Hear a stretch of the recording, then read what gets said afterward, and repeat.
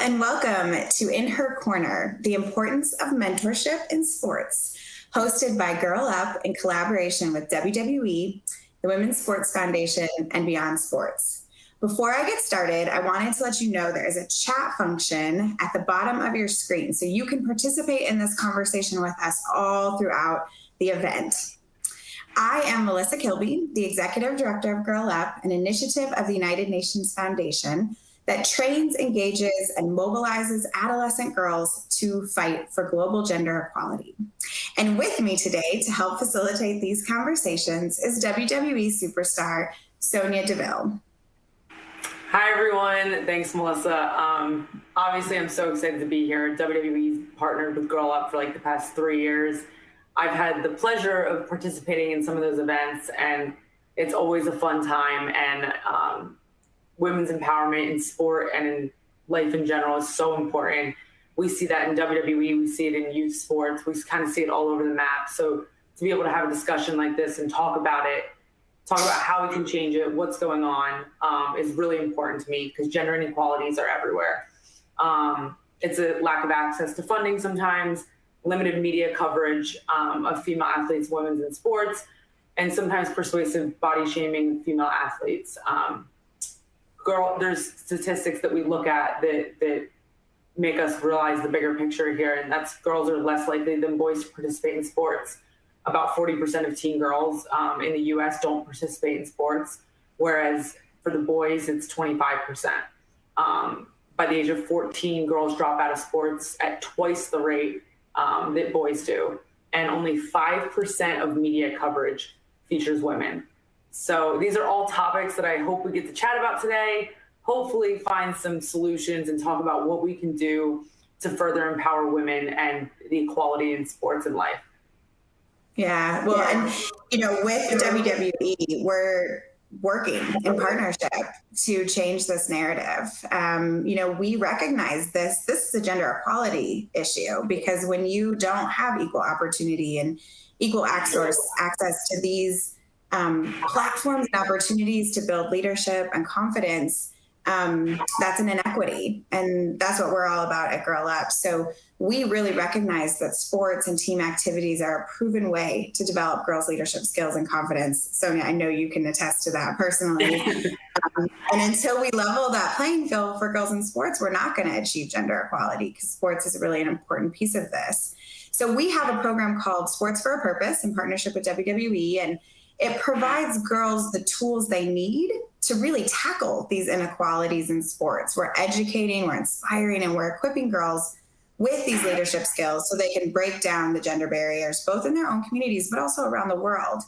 I'm really excited about our conversation today in this event because we're going to hear from a series of speakers in conversation discussing 3 of the 5 pillars of the Women's Sports Foundation's Equity Project and the importance of mentorship in sports, especially for girls.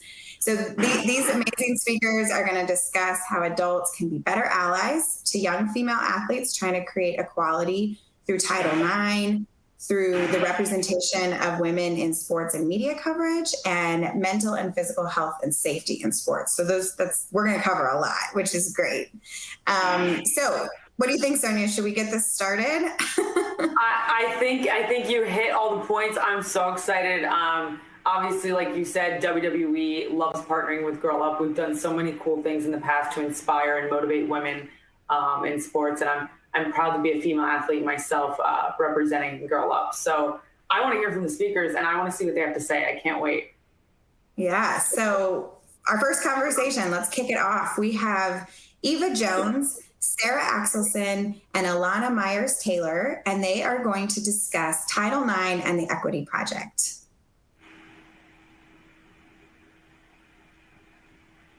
Hi, I'm Eva Jones. I am a Teen Advisor alumni from the class of 2018-2019, and I've worked with Girl Up on a ton of campaigns, and I'm super excited today to be working in the sports realm and talking about women in sports. As an athlete my entire life, this is an issue that's very near and dear to my heart, and I'm very excited to be sharing the space with these incredible other panelists. Sarah, would you like to go first? Sure. Hi. Thank you, Eva, for being here today. I'm excited for this conversation, and thanks to Girl Up for having us for such an important conversation around Title IX. My name is Sarah Axelson, and I'm Senior Director of Advocacy for the Women's Sports Foundation.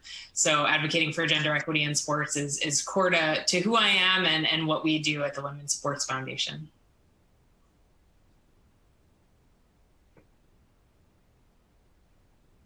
Hi, I'm Alana Myers-Taylor. I'm a 3-time Olympic medalist in the sport of bobsled, which is not my collegiate sport. I played collegiate softball at the George Washington University, and I was the Women's Sports Foundation president in 2019, and just happy to be here. Thanks for having us, Eva. Amazing. So Sarah, as the Director of Advocacy at the Women's Sports Foundation, could you start us off by telling us a little deep dive on the Equity Project and how it came to be? Sure. So the Equity Project is an initiative of the Women's Sports Foundation that was started in 2020. And so what we did was everything that we do at the Women's Sports Foundation is really founded in research and grounded in the research that we do, whether it be our advocacy work or our community partnerships. So we had an upcoming research report. This is back in 2019. We had an upcoming research report that we were working on called Chasing Equity, the Triumphs, Challenges, and Opportunities for Girls and Women in Sports. And so as the team was reviewing this research report and all of the policy recommendations that came out of the research, we realized very quickly that this was such a robust report that not only talked about all of the progress that's been made, but also all of the opportunities that we see as room for improvement and room to make sports an even better place for girls and women. And so we realized as a team at the WSF that we needed to do more than just put this research out there, which is what we've done with some other research reports as well, is that we take the research, but then we need to turn it into action. And so the Equity Project is a way that we've taken that Chasing Equity research report to turn it into action, to influence policy and practice, to really influence what we have considered 5 key areas. So that's girls' sports access and opportunity, Title IX, education, awareness, and compliance, pay, gender bias, pay equity, and leadership in women's sports, media coverage, and physical and mental health and safety. So those are the 5 key areas that we're really focusing on as the Women's Sports Foundation, looking to join with like-minded partners like Girl Up, like WWE, among many others, to make sure that, you know, we can work together, because our feeling and what our belief is behind the Equity Project is that if we can all agree to some big picture goals and start working toward them, we will get to those goals much more quickly than if we were all working in our individual spaces. So the Equity Project is trying to create a movement of all of those working in this space that care about advancing opportunities for girls and women in a really meaningful way. Wow, that's really great to hear. And I'm hearing so many common threads on, you know, some of the things that I talk about with my teammates as a young female athlete. Alana, I know you mentioned working on Title IX earlier, and I would like to turn it over to you to tell us a little bit more about Title IX specifically and how it can be used to create gender equity in sports.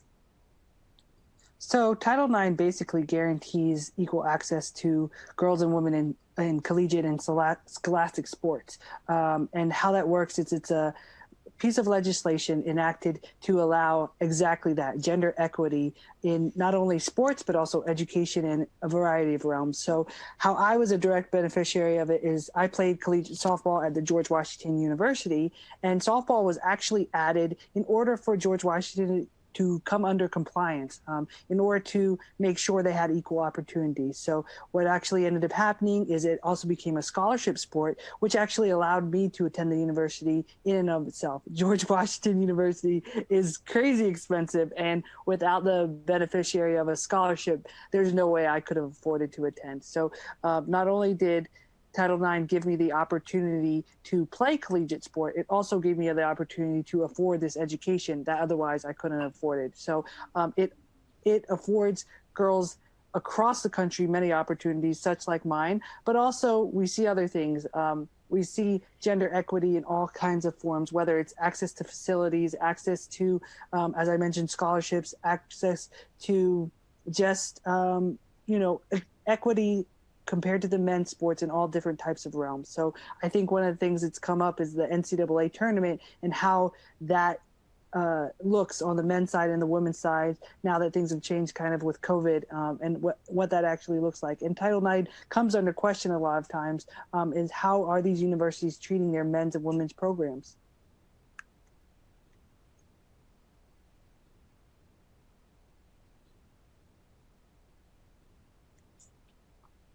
Eva, I know you just mentioned Title IX and talking to Alana about that, but I've heard that you might have your own Title IX story of your own. Do you want to tell us a little bit more about that? I'd love to hear more. Sure. Me and my friends have definitely harnessed the power of Title IX at our high school. I was a 2020 graduate, so unfortunately I'm not playing high school sports anymore. I'm hoping to at least dabble in college. But, there was a really big issue when I was in school of the girls' teams being kicked out of our locker room for the visiting boys' team to use. We're a small public school in rural Oregon, so, we're not going to have an opposing team's locker room. But the idea that an opposing team is literally taking priority over our school's female athletes, just really was awful. And, at 5 o'clock, we'd be like, we need to go get our stuff, practice is over. It's in the locker room. And we'd be barred from entry because they're like, no, the Medford football team is having their huddle in there or something. We're like, well, I need my backpack because I need to go do my homework. I just want to get in there. Oh, whatever. Could you go get it for me? And so a lot of times the, other the school guards, I guess, I don't really know what their official title is, would go get our stuff for us. But it got to a point where we were like, we need to talk to the athletic director about this. This is not right. And so, freshman and sophomore year, we'd just be like, this is not okay. We need our locker room. And by junior year, my friends and I were able to sort of beef up and realize that we needed to take some serious action. And so we started reading on Title IX, and we came to the principal with Title IX and a blueprint of the school to point out that not only was the men's locker room 30% larger, which violates Title IX, and any construction since 1970 when the school was built actually was violating Title IX, that they're also not allowed to forfeit, our locker room to provide for another boys sports team. And so, we didn't have to go to court or anything, but we definitely, used that leverage. And I think more girls teams need to know about Title IX and the power to harness it, because, without having done that research on our own, nothing would have happened. And without threatening, something with legal repercussions for these programs, they're not going to change, which is really sad, but it's totally possible. And I'm very passionate about helping other girls, especially in the Girl Up community, arm themselves with the type of language and power to make sure that they're supported correctly in their sports. That's fantastic. And I think that that's just such a testament and such a great example, because the work that we do with the Women's Sports Foundation oftentimes will handle inquiries and questions from parents or even student athletes themselves about Title IX. And, hearing your story, I think, is a really important reminder for everyone that it doesn't have to be that you need to hire a lawyer. Sometimes you just need the advocacy, right? You need to raise your voice, but before you can raise your voice, you need to understand the law. And so good for you and your friends for, realizing that something, not only just realizing something was wrong, but then doing the research, finding out more, learning about Title IX, and then using your voice to speak up and see change through, because that's just tremendous. And I think that that's just such a shining example. I love that you found the school blueprint. I think that's just fantastic. So resourceful of you and your friends. That's great. I think we're pretty going hard on. Oh, no. We were going to chain ourselves to the benches. We had a whole plan. which was embarrassing looking back. Oh, that's nothing to be embarrassed about. You've got to fight for what you deserve. And that's the thing, is we as female athletes work just as hard as male athletes, and many times harder than male athletes. And nothing in Title IX says, hey, if you don't pull as many ticket sales as the men's football team, you don't deserve X, Y, and Z. Like, that is not in the legislation at all. So good for you and your teammates and everything for doing the work and going after what you deserve, what you rightfully deserve. I mean, you're putting in the work just as hard as they are. So you should be very proud of that. Even if you were going to chain yourself to the bench, you know, it's a good idea. Well, yeah. Thank you so much. You know, speaking to you guys who are clearly so established in the field of women's sports, you know, have you had any, you know, coaches or mentors in your life that, you know, helped you impact change? Or do you have any potentially advice or stories about how you navigated Title IX? Juan, do you want to take it, or do you want me to? Or Sure. So I've had a lot of mentors in my life, but my very first mentor and my original mentor is actually my mother. So my mother was born in 1959, so she was playing sports right as Title IX was passed, playing interscholastic sports right when Title IX was passed. So she was a direct beneficiary of being some of the first females to be able to play on school sports teams. So she taught me very early on that as a female athlete, I had just as many rights as male athletes to certain things, certain facilities, certain access to sports even. So she was the first one who taught me my value as a female athlete and taught me to fight for certain things that I believed I deserved, and I believe that I should have, especially compared to my male counterparts. I think my biggest story for Title IX and my biggest, how it's affected me the most is that simple fact that my sport, softball, was a sport that was added because of Title IX. And without that legislation, who knows where I would have ended up. It could have changed the complete trajectory of my entire career. And I believe it was my collegiate softball career and the experiences I was able to have there that led me to bobsled, believe it or not. And so the fact that I had that opportunity, the fact that I had the opportunity to grow as an athlete, eventually led me to even becoming a whole different athlete in another sport later on down the line. That's great. And I would say for me, it's similar, but very different. Neither one of my parents were big athletes, but my sister and I both started getting into sports as we were younger and both took to softball. My sister was also a runner, but softball was really my sport that I stuck with throughout my life. And my dad, despite not being an athlete, despite not knowing too much, you know, you have parent volunteers who will coach, even though, you know, some of them may not have tons of experience. And my dad was always one of the parents that would volunteer, but was never the head coach because he didn't feel like he knew enough, but he was involved. And he was in the Little League office one day when they brought the trophies in for the upcoming championships. And they brought in the boys' trophy and they brought in the girls' trophies. And the girls' trophies were significantly shorter than the boys' trophies. And this is an example, I think, where you don't necessarily know what the differences are until you see them side by side.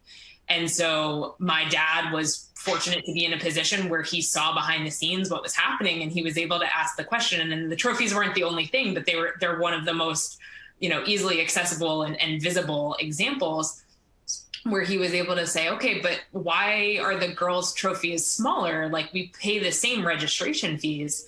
And they said, well, they're girls, right? And so that was all he needed to hear. And he immediately said, no, this isn't how you're going to treat my daughters or anyone else's daughters. And so that's from a dad of two daughters that, you know, it's not like he had a son who was also in a championship game that he could see those trophies side by side. So it was him being an advocate and being behind the scenes, seeing those differences and being willing and able to speak up.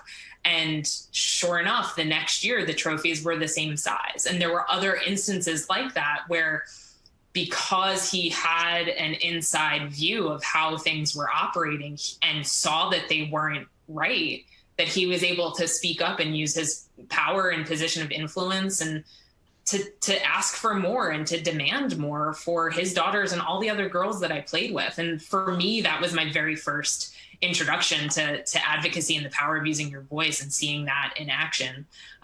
So very different from Alana, but, you know, similar in that it's parents oftentimes that can help introduce us to advocacy as well.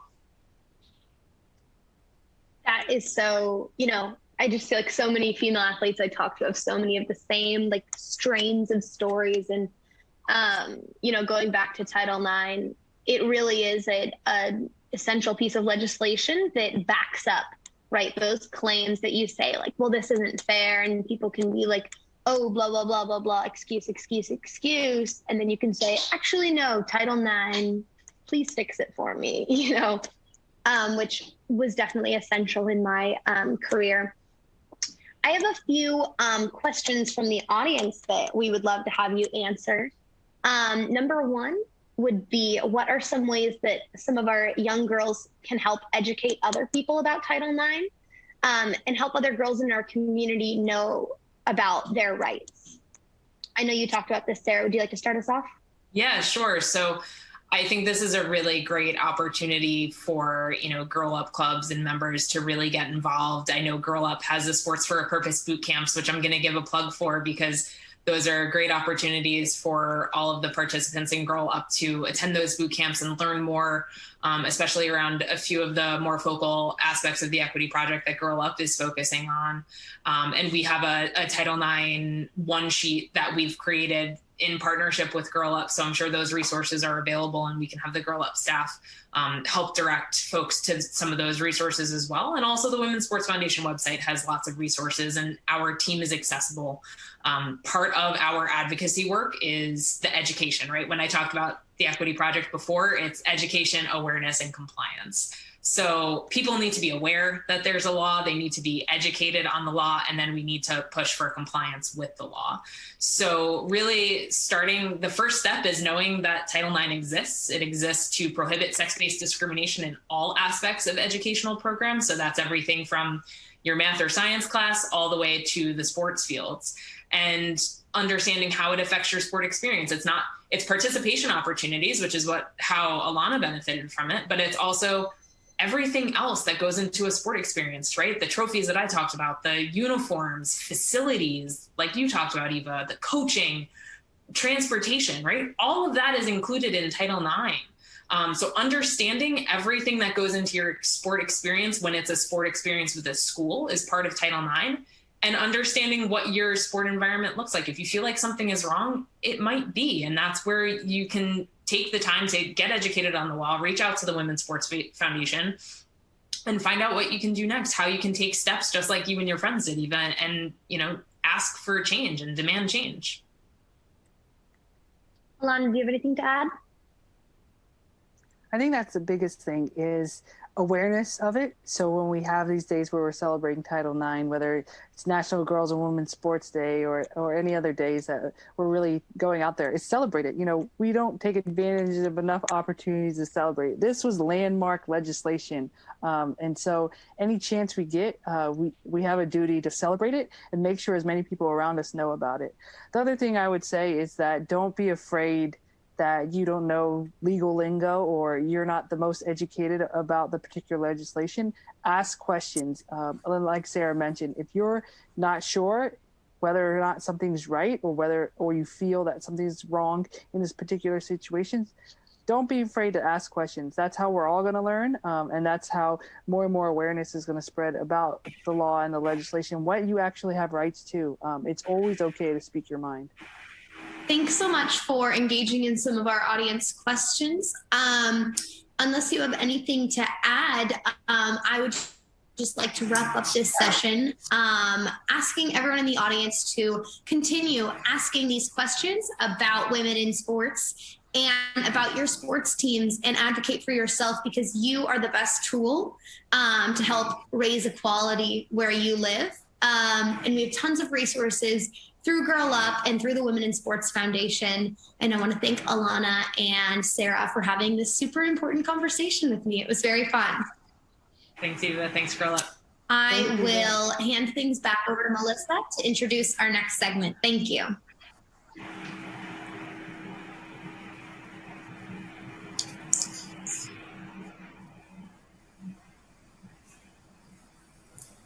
Wow.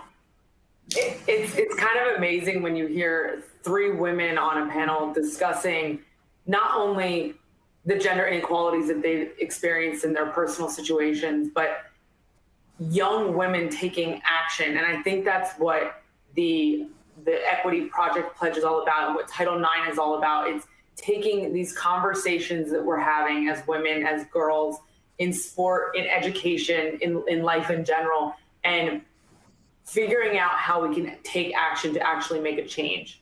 Because I know as a female athlete, I've been a female athlete since I was 4 years old, and dribbled my first basketball or threw my first football on the playground with the boys. And so I've always seen the inequalities, and I think I was a very headstrong young kid, and I always was like, no, I'm going to be one of them, and I'm going to be one with the boys. And then the older I got, obviously I started to learn, like, no, I can be a girl, and we should be able to be right here with the men as athletes, as performers, as people. So it's really cool to see them using these platforms, discussing Title IX, which I don't think enough people know about. And I really encourage women in sports, youth in sports, to look into Title IX, because as they mentioned, it can be used. Being informed and being educated is the most important thing in fighting for what we want and what we deserve, I think. And that's the way to create a conversation and create a change. So check out Title IX, check out the platform for the Equity Project. I know the link will be here in the chat. Alana and Sarah, their stories were incredible. And I know that, Melissa, I'm sure you've dealt with situations like this before in the past too, but we fight for it every day in WWE. No system is perfect yet, and I don't think that finding equality, gender in sports will ever end. I don't think the fight will ever end. I remember when I first started 5 or 6 years ago, there would be like 2 women's matches on a pay-per-view and 8 or 9 men's matches. And we would get discouraged, and we'd be like, no, that this isn't right. We have a women's tag team title. We have a SmackDown women's title and a Raw women's title. And they deserve to be defended on the main platform as the men's are. And we deserve to be equally represented. And we fought for that. And I've personally had conversations with the boss himself and demanded opportunities for the women. And I think something that's important to realize is that when we start using the dialogue that we belong and we deserve these opportunities instead of settling for the scraps, so to speak, I think that's when we can really create and demand a change. For example, if we are grateful for being on the pre-show, or, that's wrestling lingo, but if we're just grateful for any opportunity, then that then becomes our standard of what we expect as women in sport. But I think the second that we level up and say, no, we're not just going to be grateful and say thank you. We want to be here, and we deserve to be here. And we have the numbers, the ticket sales, and the social media to prove it. Although, as they mentioned in Title IX, we're entitled to it regardless. But just showing that we are at that premium level as the men, and we can do just as much, if not more. I mean, using our voices, advocating for what's right, like that is what Girl Up is all about. And I think the thing that comes through for me the most is that when you have legislation, when you have research, and you have the data that can educate you, you can go in and have a very powerful conversation. And so it's all of those things coming together. And I think that's really what Sports for a Purpose is all about. So thank you for sharing, even the perspective of the evolution at WWE, which, we're really proud of. And that's a big part of the reason why we wanted to build this partnership, because we saw the work that was happening internally. So let's talk about how this all kind of plays out in the media, and how representation and coverage, that's one of the statistics that really gets me fired up. Every time. Every time. So our next conversation, we are actually going to talk about representation of women in sports and media, and I'm very excited to introduce you to Ayodele Third-Lewis and Marion Ramers for our next conversation. Thank you so much, Melissa, for that wonderful introduction. My name is Ayodele, or Ayo for short. I'm a figure skater, so I really just appreciate sports in general. So I'm really glad to be here.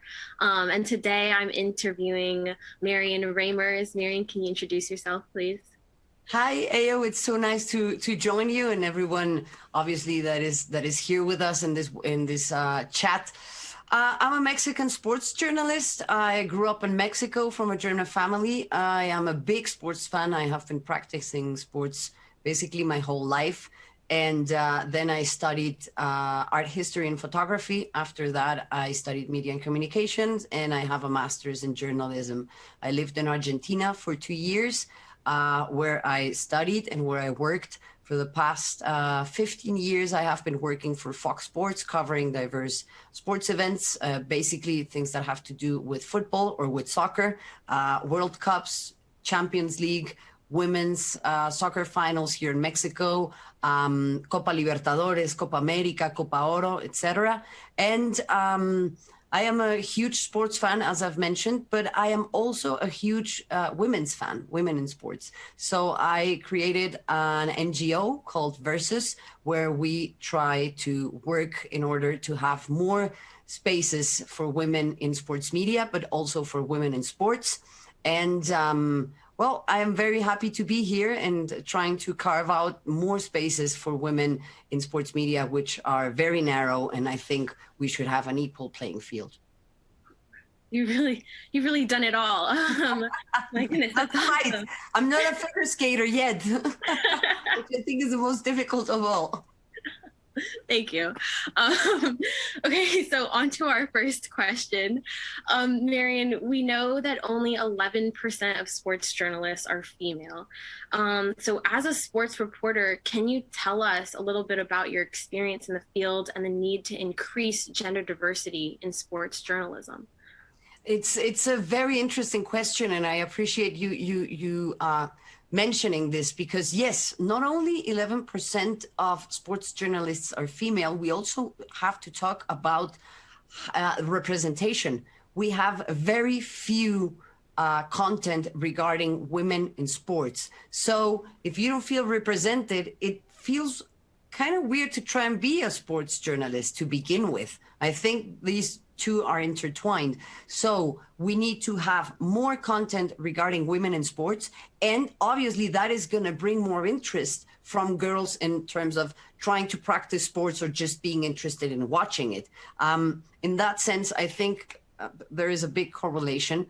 But I think that we also need to work on safe spaces. One thing that I've come across is that it seems to be a prerequisite or part of your job description to be able to handle hatred, to be able to handle trolling, to be able to handle bullying, to be able to work with the guys in the locker room. And that shouldn't be that way. I mean, it's another job. It's a beautiful profession, but it's not only made out for tough girls or for women who are willing to put up with this. That is my case, for example. I have been subject of bullying, hate speech, death threats, rape threats.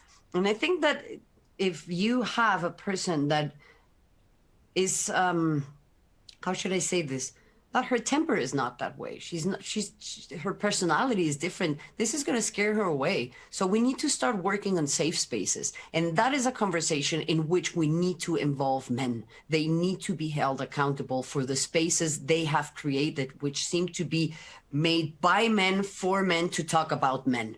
And in that sense, it shouldn't be something odd to have us there. It should be the rule. And in terms of that becoming the rule, we need to have those in power being held accountable. And those have been historically men. So I think that it is not a prerequisite for being a women in sports media to being able to handle all of this, because it takes a toll on your mental health. It takes a toll on your emotional health. And I think these are very big risks that we need to take into account. So yes, I think all of that has to do with the underrepresentation of women in sports and media coverage. I mean, I think that actually in terms of how we should increase diversity, it has to do with the representation, it has to do with safe spaces, and it also has to do with a lot of mentoring. I mean, everything that I just mentioned sounds really tragic, but I want to say to all the girls and women out there, you're not alone. There are a lot of us. We have a lot of role models. And even though you might not see it, we are working backstage constantly to have better spaces for all of us. And I think we're getting there little by little, but we are. Yeah. For that. That is powerful stuff. You're absolutely right. Oh my goodness. Yeah. Wow. I mean, but I have questions for you too, because I'm sure you have powerful messages also to share with everyone who's watching. And I know you're a recipient of the Girl Up's 2020 Sports Scholarship, sponsored by WWE. Why did you apply? And as a former figure skater, how do you think the media could better represent you, or how could fans better support you? Because that also has to do with what I was mentioning before. Mm-hmm. Well, I originally got involved in Girl Up just because I love what they do. And I wanted to be a part of that. I wanted to be a part of an organization that empowers the people or the members, on community level and on a grander scale too, because I know we're going to have lasting impact. What Girl Up does, we will have a lasting impact. There's no question of that.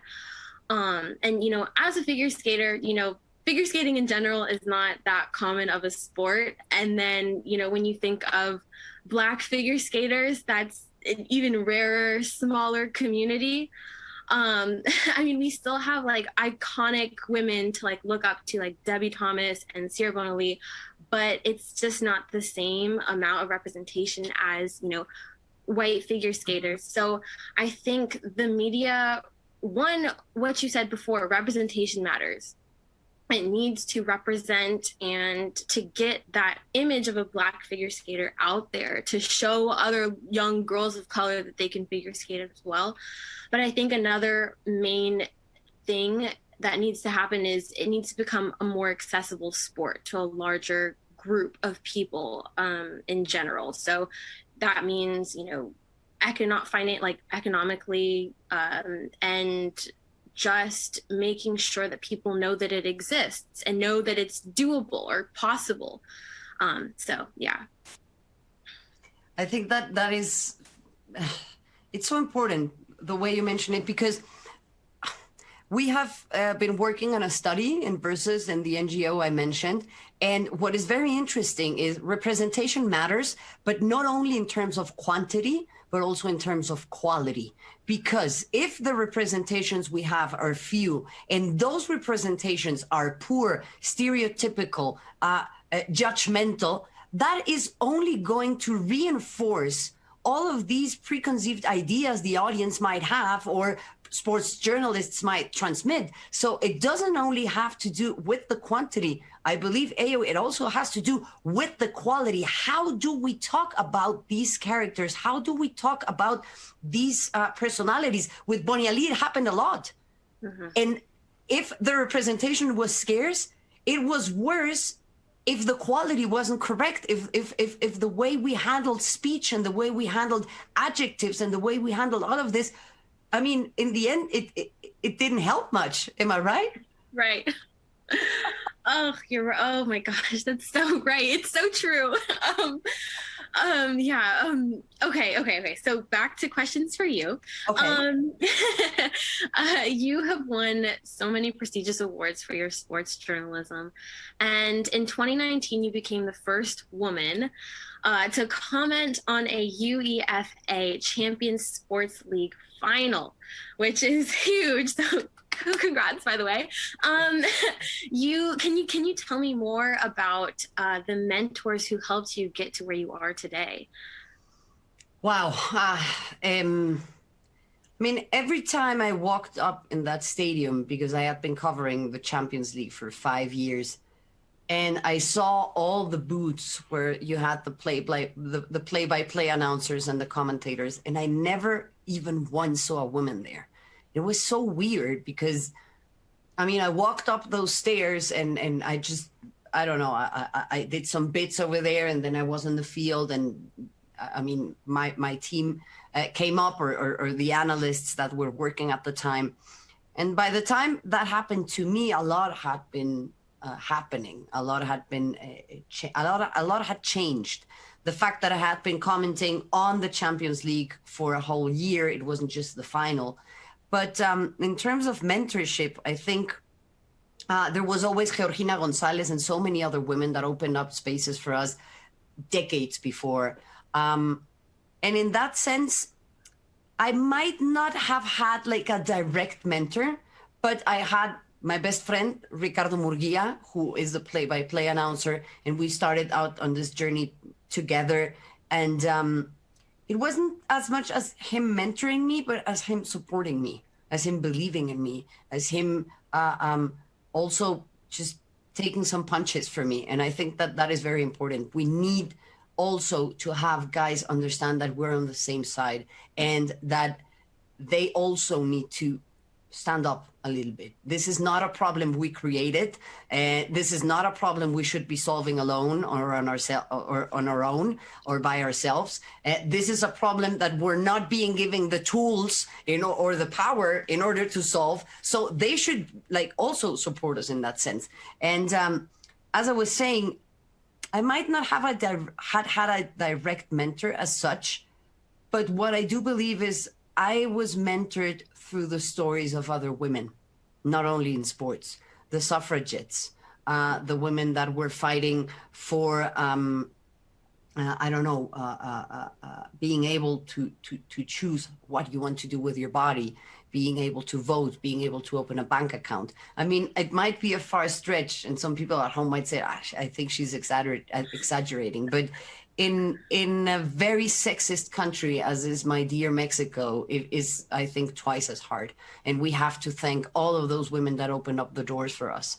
Me being a white woman, I have a lot of privilege in this country and in the world in general, and still, I go through all these situations where intersectionality is not one of the main focus points. So imagine how it is for other people. And in that sense, we have to thank them all.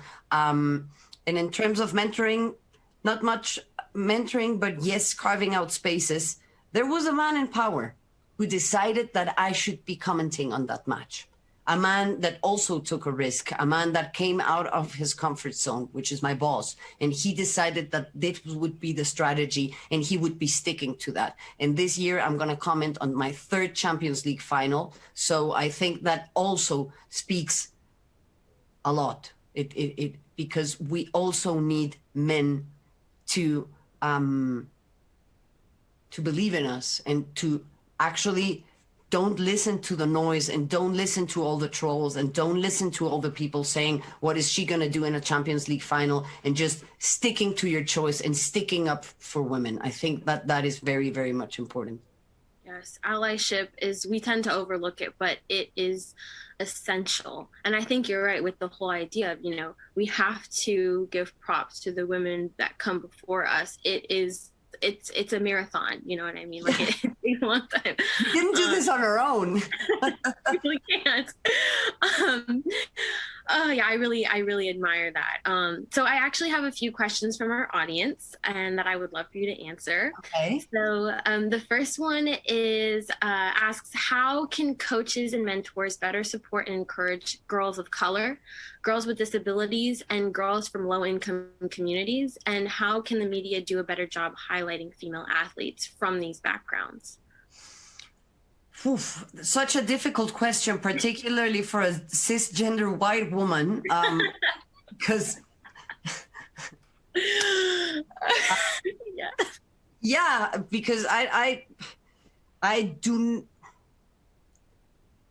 find it difficult to answer this question because I also would like to listen to other voices, beginning with yours. But if I can have my 2 cents on this, I think the first thing we have to do is start to work on our Blind spots. We all have blind spots. We all like to think we're on the progressive side of history. We all like to think, oh, yeah, I'm all in favor for women's rights. Now you've heard guys saying that, but.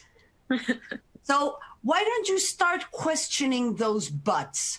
I think that is a very important thing to do. How can coaches help? I think first and foremost, we have to question ourselves before we try to do something for others, because we need to be very sure where our blind spots are, where we have all of these prejudice. We all have them, and we have to acknowledge them and start working on them. And I think that is a very first important and powerful task. The second one is empathy. My story is not your story, and I'm not always entitled or allowed to speak about these matters. So actually, I would like to listen to you on this fact. Oh, I guess honestly, the narrative has to change. I think we have to start, or stop saying that. I guess I can speak for women of color, obviously I don't want to speak for everybody, but I can speak on, the experience of girls of color, that, we have to step away from this constant, diction that, Black girls can't do this, or Black girls can't figure skate, or, we can't play, soccer, or we don't play tennis. That really does need to change. That word can't, that's the main thing, I would say. I mean, we could talk about this all day, but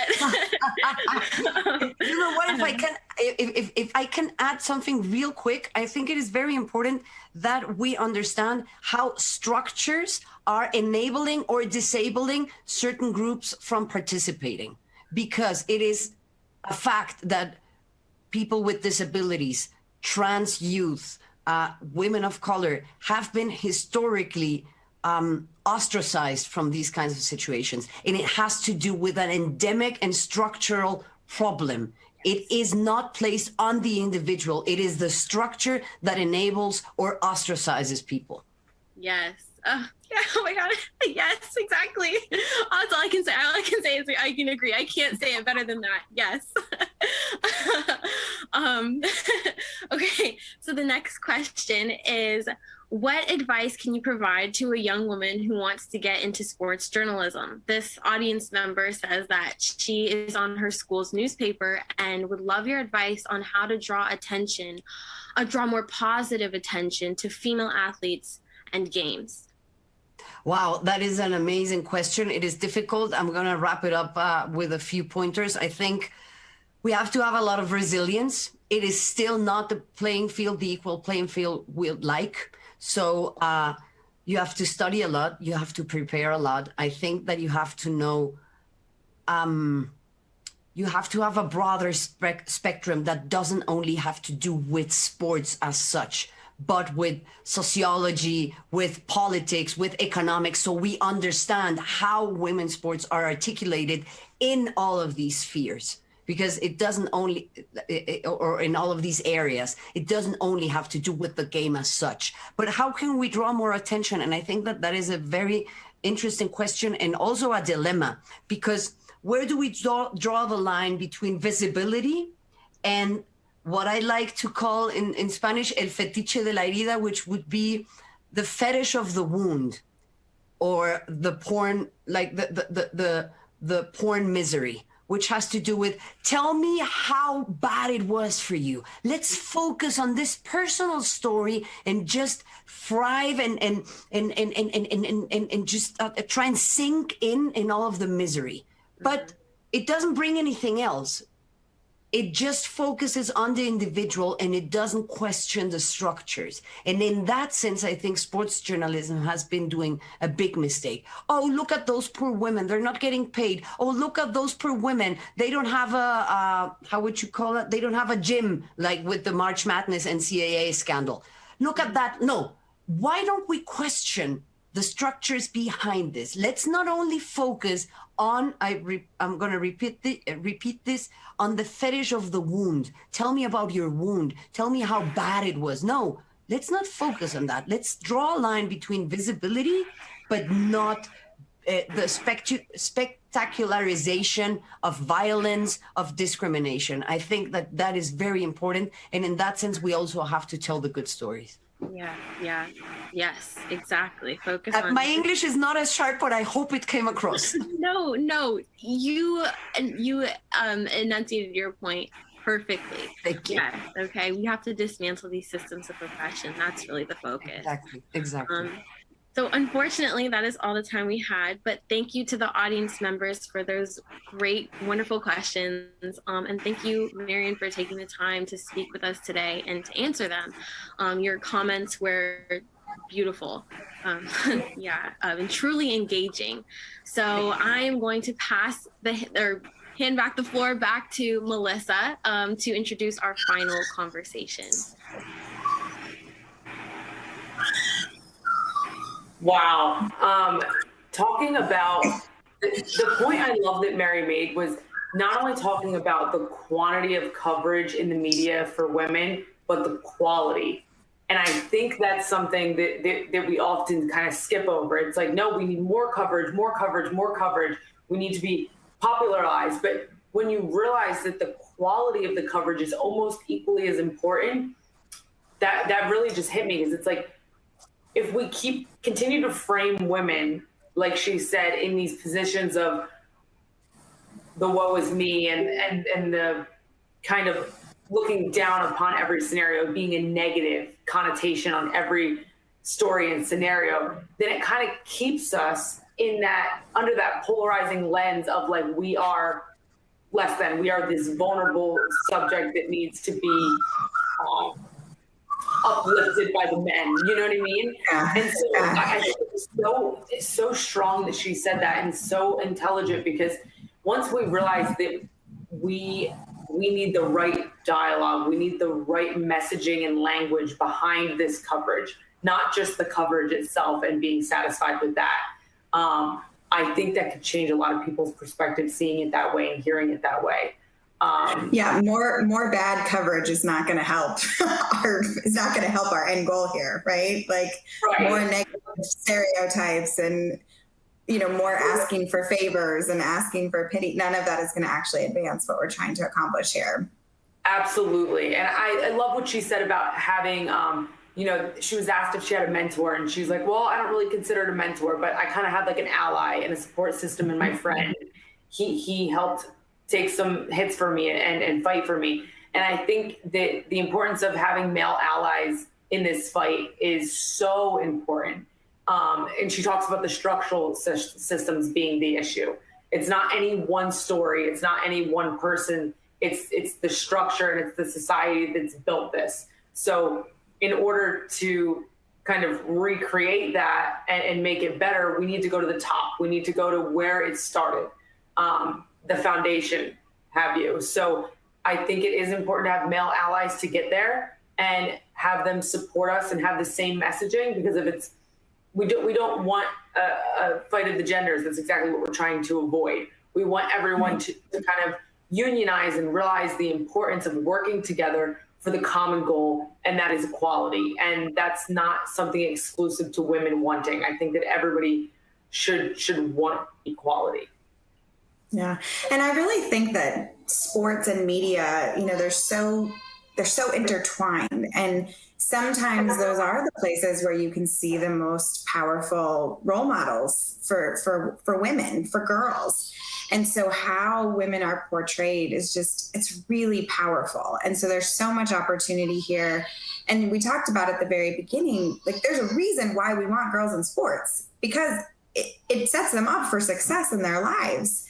So we need them to see themselves in sports, to know that they can aspire to continue down this path. Even if they're not going to be a professional athlete, we know that the skills involved in sports are core and crucial. So this is just, I think we're just layering on, right? The argument for and the backup of like the why. And I think the other piece of this is our health, right? Our mental health, our physical health, how much sports does for that. But then as we think about safety, so I definitely want to get us to our final conversation, which really goes into how sports makes us better, but also like what are the things we have to look out for when it comes to gender equality. So why don't we kick off to our last conversation with Amina Salahu and Samantha Arsenault-Livingstone, and they're going to talk specifically about mental and physical health and safety in sports. So take it away, ladies. I'm excited to hear this one. Thanks, Melissa, for introducing the conversation on mental and physical health and safety in sports. My name is Amina Salahu. I am a senior from Syracuse, New York, and I play lacrosse and volleyball, and I'm super excited to be here. Samantha, would you like to introduce yourself? Yes, thank you, Amina.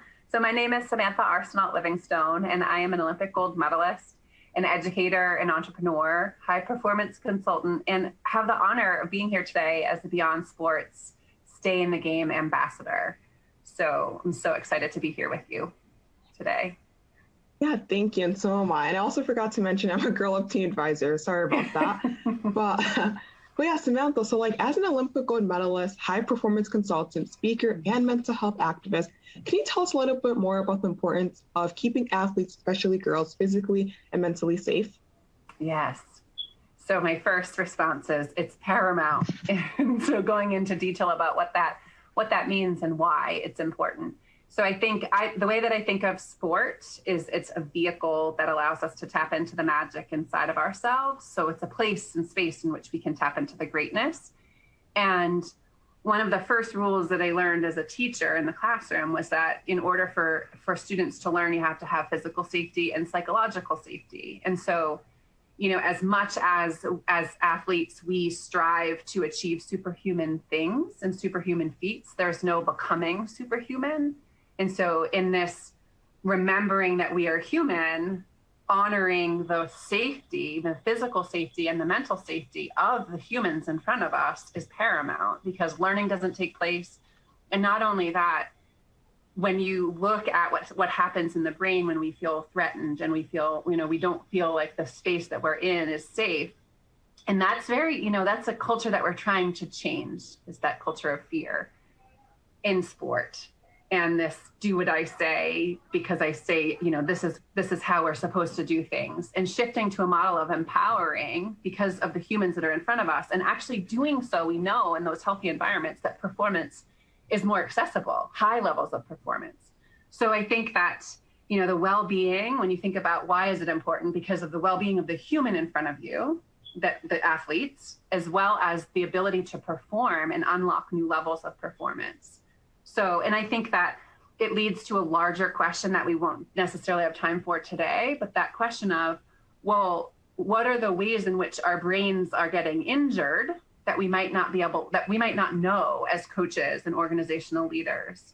And so equipping the coaches with the skill sets to learn more about trauma and the impact, and learn more about the words that they use, and understand racism, and understand how that plays a part in the culture of their team, and what role, you know, how they can play an empowering role in being proactive to create safe spaces. So there's lots to unpack there. That's my work in the world. So yeah. Yes. Yeah. Thank you. That was honestly such a great answer. Thank you. Mm-hmm. And kind of just like moving on to like what mentors help you stay healthy and physically safe throughout your career as an elite athlete, and like how are they allies to you? Yeah, so that I literally am doing the work I'm doing in the world because of a mentor who I attribute to saving my life.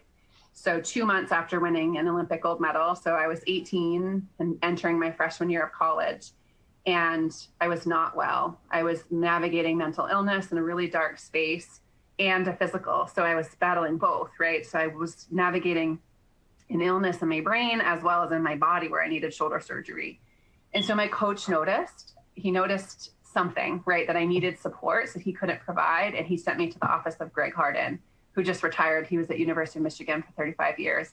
And we worked together for 2 years. And it was his mentorship to this day, we still stay in touch, that where I felt seen and I felt like I wasn't alone. And I felt that he saw the human in me underneath all the performance pieces, right? Underneath all the achievements, he saw me and allowed me to be human. And so he was the first to teach me this idea that I'm not a swimmer. Swimming is something I do. and that inner critic that's in my head, that's not me. That, that there's this, I'm the one observing it. And so he introduced me to that concept of mindfulness, which is a huge component. I attribute that skill set to, in his mentorship, to being able to do the work I do in the world, but also to living a life, and thriving. So mentors for me are, and they've continued, he's not the only one, but he's the one that has had the biggest impact. And as far as being an ally, saying, I see you.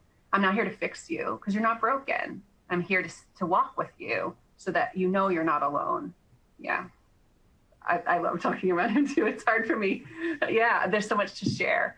So I'm curious, when you think about your work and your life as a multi-sport athlete, can you tell us more about what has allowed you to stay mentally and physically healthy or come back to that space, right? Because we all ebb and flow, and how you think coaches can better support you.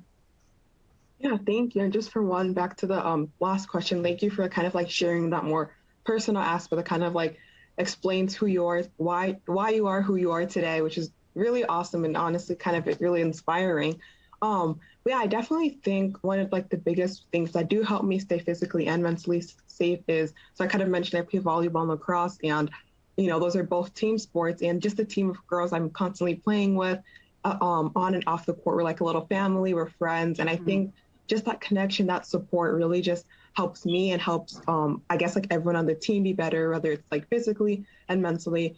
And I know like oftentimes athletes, it's really easy for us to, be really hard on ourselves and kind of like forget that idea that, like it's okay we lost the game. It's okay we didn't perform this well because, we are human as well. So I definitely think having like my team to constantly remind me of that and just, again, constantly be that support system. And I know you kind of mentioned that your mentor really introduced you to mindfulness. And I think that's like super awesome. I know one thing for volleyball that my coach would do, it's like kind of if we get like frustrated or we get like a bit tense, she kind of taught us this like 3, 2, 1 breathing activity. I may be forgetting the exact pattern, but it's a breathing activity for us to just kind of like, practice mindfulness, really ground ourselves in the moment, just kind of like for us, just really to ground ourselves in everything. And I think a lot of those things have definitely like really helped during volleyball. But so I definitely think oftentimes coaches can sometimes forget the idea that, like for one, it's okay to like lose a game. It's okay if the students, your athletes aren't performing their best because, students have so much going on, especially now with COVID, just so much going on. But I think it could be really cool to see if coaches could really incorporate mindfulness measures and activities more into like, whether it's like workouts or just into practice more. But yeah, I definitely think mindfulness could be a really cool way that coaches could like better support us as athletes. I love that this was through this conversation that shared thread is present. And I so appreciate hearing it from you too, and how it's had such a positive impact on your life. And your breath is your superpower. That's what I like to say. So it's always with you. Yeah. Yes, I love that. But yeah, so I have a few questions from our audience I'd love for you to answer. So like the first one, so in some low-income communities, access to mentor products and sport equipment is limited, and food deserts in these communities make it hard for young athletes to find affordable, healthier options. These issues are intersected, and what are small and big ways that youth can address these issues? Yeah, so such a powerful, important question. And in thinking about this, the big and small ways, the first thing that comes to mind is that representation matters, that people who sit on, at tables where decisions are being made at that highest level, that there's representation. And with that then comes the ability to address and identify needs, and then the innovation can begin. And so in identifying what the actual issues are, and then in that process of innovating, looking to companies who are, companies and corporations, and using our power as consumers to put pressure on those companies to become more conscious capitalist companies. And, asking and advocating, having these kinds of conversations, I think that empowering the people that are within the community and stepping into the space with a sense of mindfulness that there's not the, being mindful of that othering, that we don't know what's best coming in, that we're there to learn, to be curious, to figure out, to help provide what's needed in order to come up with a solution. So turning to the community themselves to say, what do you need? How can we be of support? And then as just a human, right? So just this, a mom out here, what can I do on a daily basis is looking up and being able to have these conversations with my own kids, bringing this into our family, right? Dynamic, and pretending, not pretending that it's not our thing, as well as supporting nonprofits that are on the ground doing the work. So I think that, there are multiple layers to it.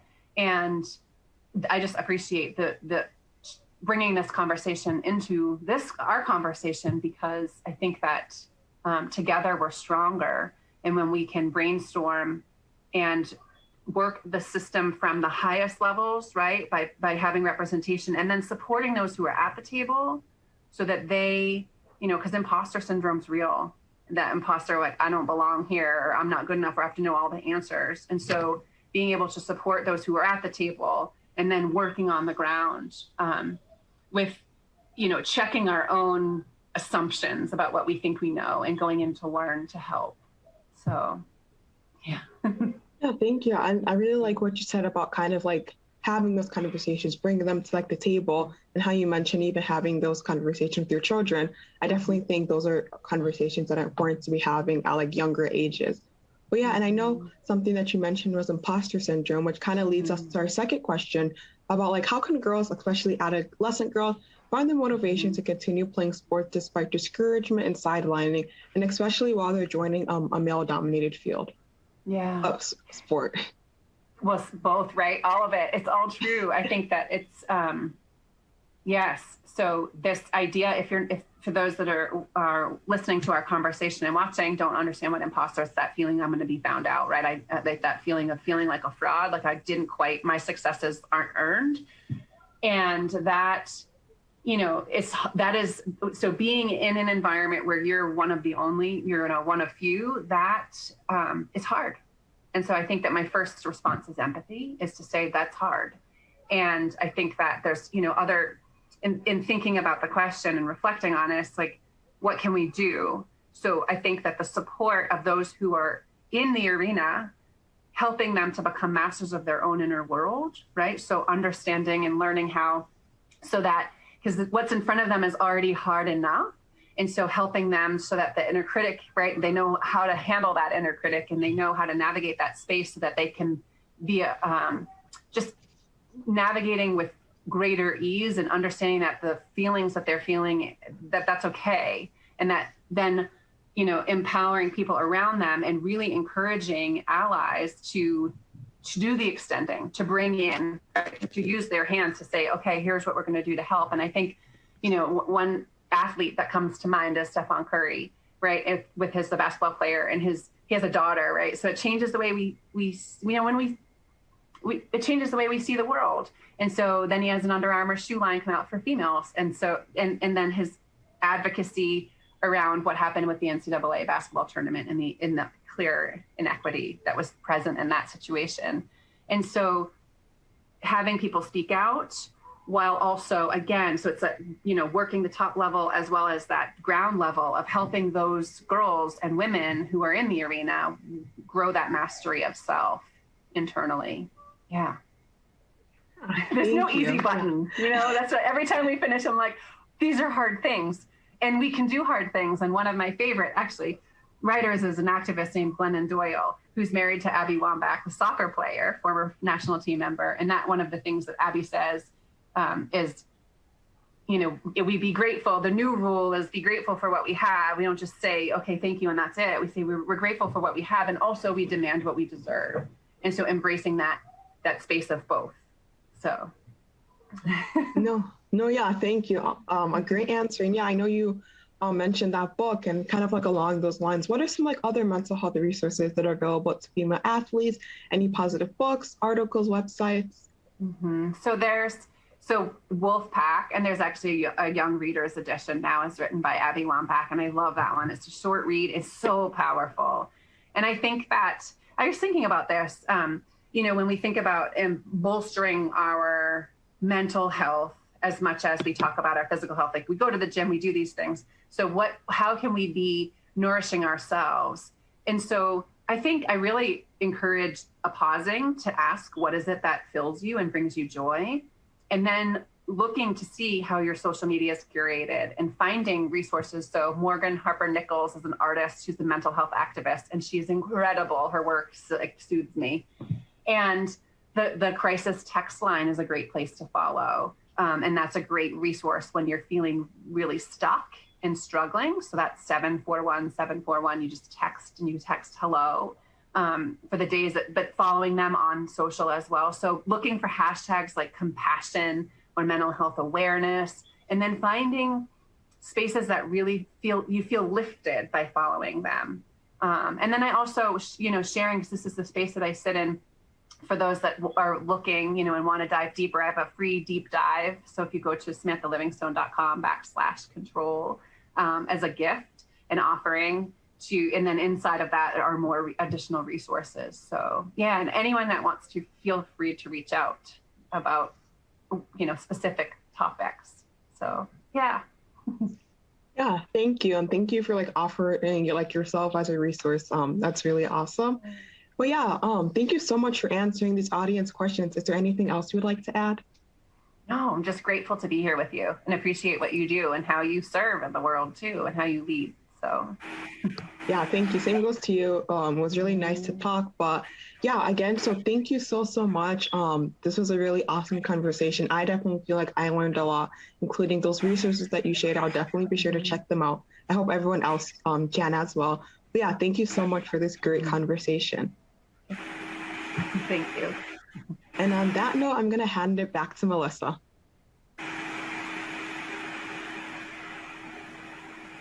That was really awesome. I love how they were speaking about it starting at the top and the conversation needing to be had at the top of the table, the people that are in charge actually making these decisions.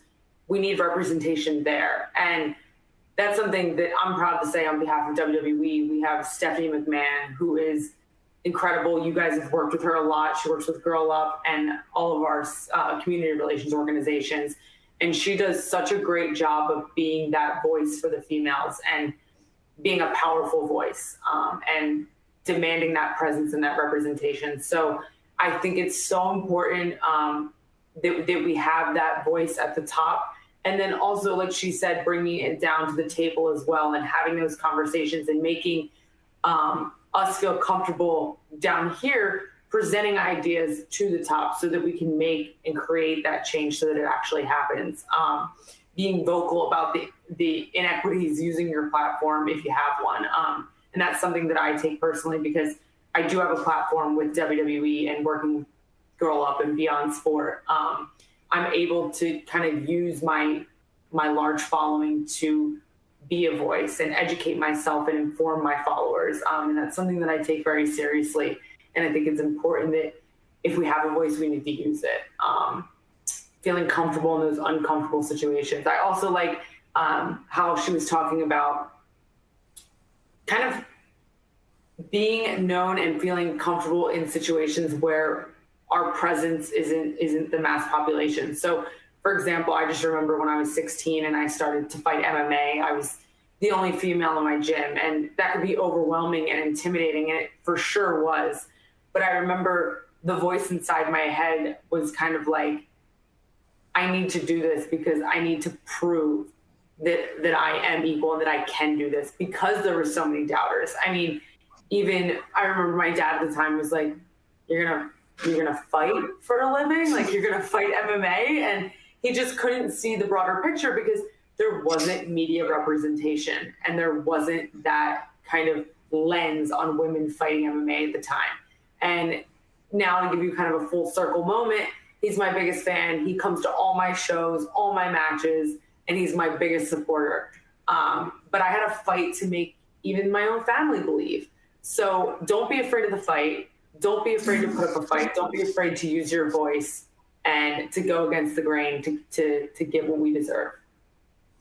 and to ask for what you need, right? From your mental and physical health, from what you demand what you deserve, and I'm in Abby Wambach's words, but to be able to go to find a coach and say, someone has noticed that you need help, that you're struggling. Like, these fights are hard.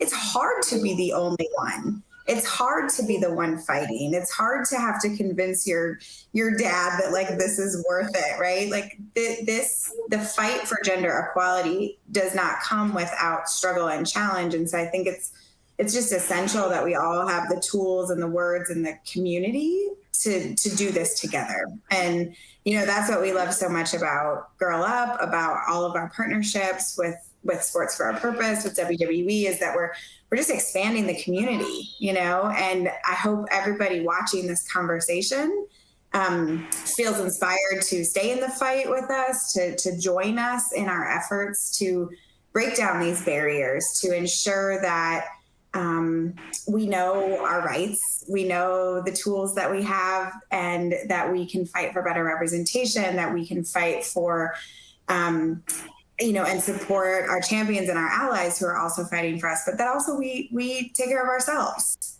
and we advocate for ourselves and what we need to be able to be in this fight. And I think, to pull the whole conversation back together, like, all of these threads are really about what is it that girls need and that women need to be equal in these fields, because it betters our lives individually, but then we better our communities overall. So, Sonia, I don't know if you have any final thoughts or final call to action for everybody watching, but I've loved reacting to all of this with you and learning more about, your story thread through all of this. Thank you, Melissa. I just appreciate all the work that WWE does with Girl Up, Beyond Sports, the Equity Project Pledge. You guys can find the link for that here on the platform. It'll be highlighted. Go join them.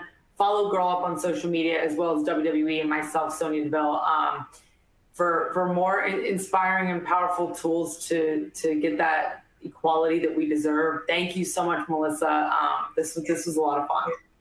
Yeah, thank you. Well, thank you, everybody. That wraps us up. And take the pledge and join us in this fight.